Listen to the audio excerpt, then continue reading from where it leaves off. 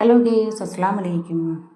അപ്പോൾ രാവിലത്തെ ഒരു വിശേഷമാണേ, ചെറിയ രാവിലത്തെ ബ്രേക്ക്ഫാസ്റ്റിൻ്റെ ഒരു റെസിപ്പിയാണേ. അപ്പോൾ രാവിലത്തെ റെസിപ്പി എന്ന് പറയുമ്പം ഇന്ന് വെള്ളയപ്പവും ഇന്ന് ഉരുളൻകിഴങ്ങ് കറിയാണ് ഇന്നത്തെ രാവിലത്തെ ബ്രേക്ക്ഫാസ്റ്റ്. അപ്പോൾ ഞാൻ അപ്പം എല്ലാം ഞാൻ ഓരോന്നായിട്ട് ചുട്ടെടുത്തിട്ടുണ്ട്.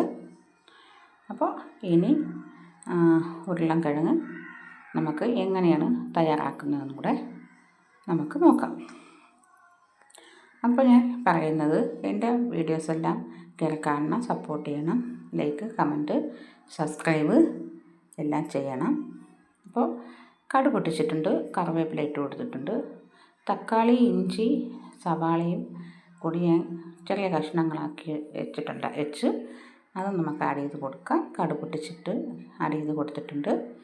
അപ്പോൾ മുളക് പൊടി, മഞ്ഞൾപ്പൊടി, മല്ലിപ്പൊടി, പെരിഞ്ചീരപ്പൊടി, കുരുമുളക് പൊടി ഇതും കൂടെ ഞാൻ ഓരോ സ്പൂൺ, മല്ലിപ്പൊടി 1 സ്പൂൺ, മുളക് പൊടി 1 സ്പൂൺ, മഞ്ഞൾപ്പൊടി ആവശ്യത്തിന്, പിന്നെ കുരുമുളക് പൊടി 1/2 സ്പൂൺ, പെരിഞ്ചീരപ്പൊടി 1/2 സ്പൂൺ ഇതെല്ലാം കൂടെ ഞാൻ ചേർത്തിട്ടുണ്ട്.